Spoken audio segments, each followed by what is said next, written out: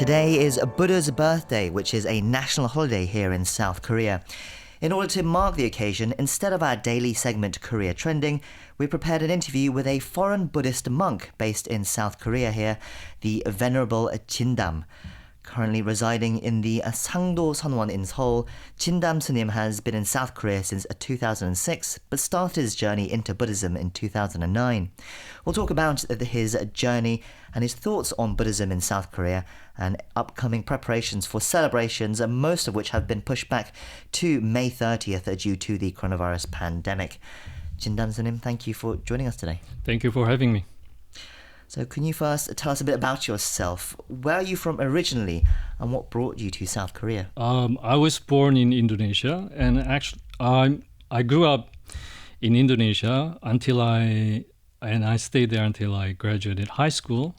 Then I furthered my education in the United States. I got my higher education there, undergraduate and graduate degree. And then I worked for a consulting firm for 5 years before deciding that it's not for me. You decided it wasn't for you. What did you do then? So you decided that working in a consulting firm wasn't right.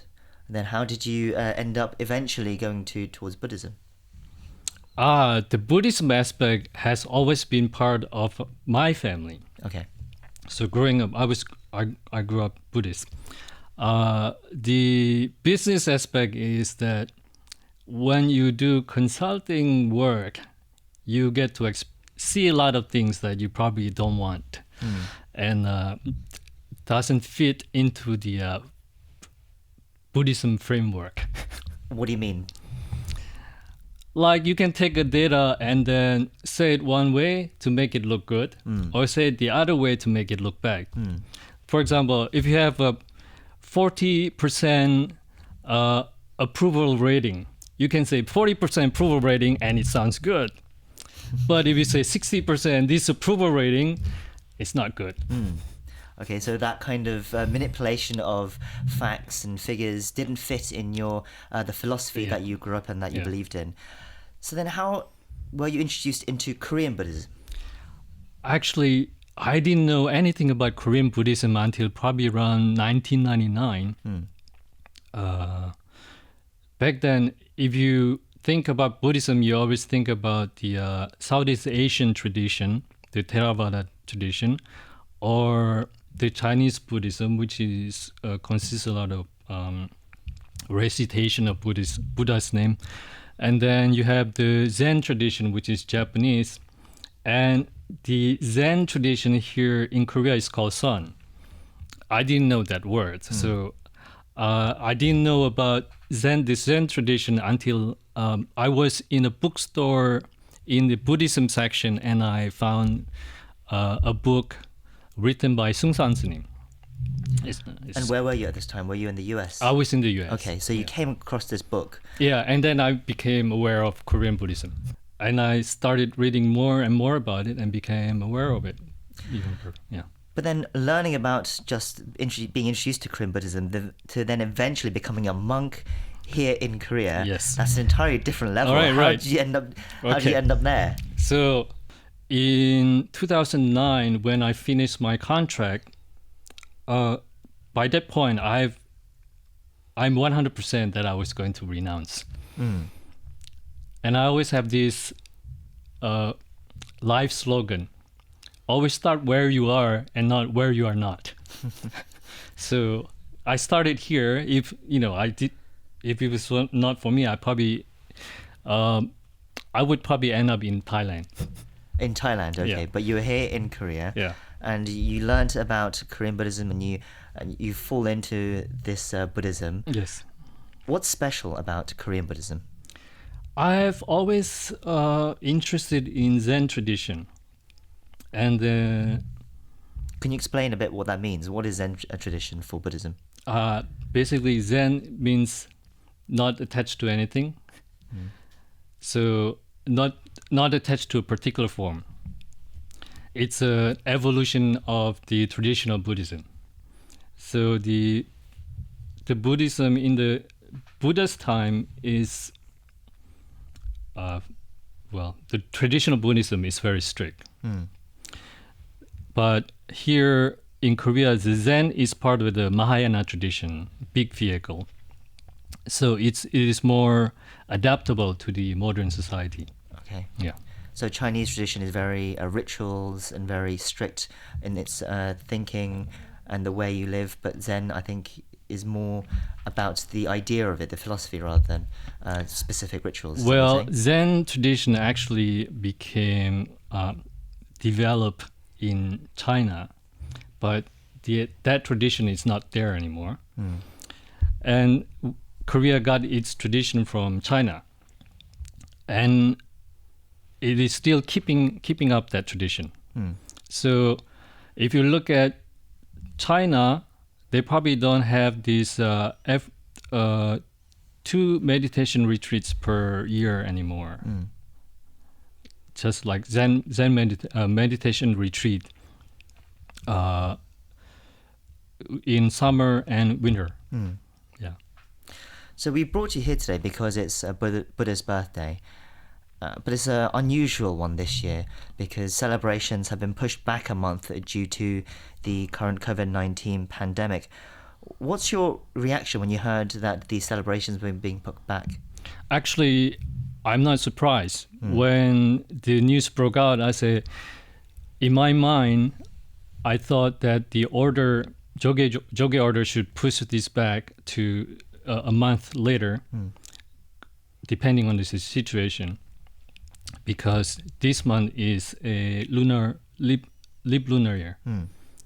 So the Buddha's birthday is based on the lunar calendar, 4th month, 8th day.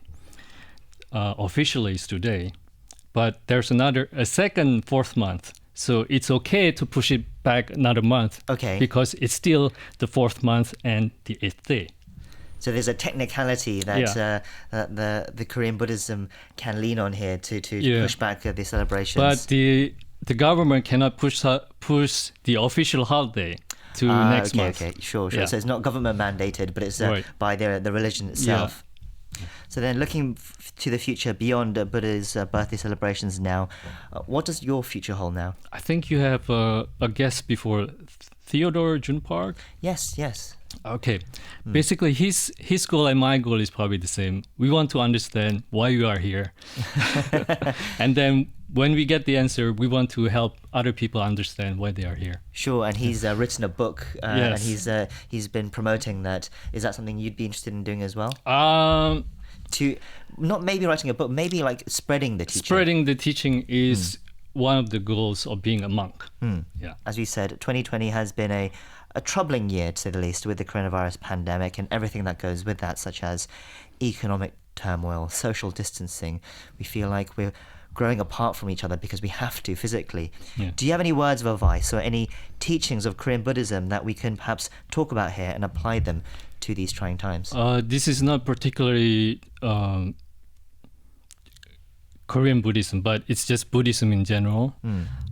You mentioned just some of the negative part that's coming in 2020, but if you think about it, pandemic also brings family closer together and reaching out to each other, trying to see how they are doing. So whether it's good or bad, I think we should not get attached to it. Because one of the teaching in Buddhism is impermanence. So these two shall come to pass. So whether it's good or bad, well, it's good. If it's good, enjoy it. If it's bad, no, just, this won't last for long. Just don't get attached to it. Okay, so a message of this too shall pass. Now, KBS World Radio, we broadcast to pretty much every corner of the world, especially with our shortwave radio frequencies. Do you have any more general advice, finally, for our listeners as a disciple of Korean Buddhism, searching for the truth? Is there anything more you can say for us? Yes, practice patience. Practice patience. Yes. Okay. So think about it. I've been a monk for 10 years. I'm still on my way. I'm not there yet. So if you look at a baby when they're born, they can't even move. They don't have a muscle yet. The muscle hasn't developed. It'll take them maybe for a few months to develop the muscles. And before they are able to walk, each one is different. Some of them can walk faster, some of them takes longer time because they need to develop these muscles. So whatever goal you have in life, just be patient and work at it. When you work at it, you know where you're going, you definitely will get there. You just don't know when. But just keep at it. Be patient. Keep at it. Be patient. Yeah. Be patient. Okay, I think that's a message definitely for me as well. I'm definitely an impatient person. I think I should take that to heart. Well, I hope these words can be a bit of comfort and some good advice to our listeners. Although the celebrations of Buddha's birthday may have been postponed, doesn't mean we can't recognize it in our own ways today. We'll wrap it up there. We've been speaking to the Venerable Jindam. Thank you for making the time to come in today, and happy Buddha's birthday. Yeah, thank you.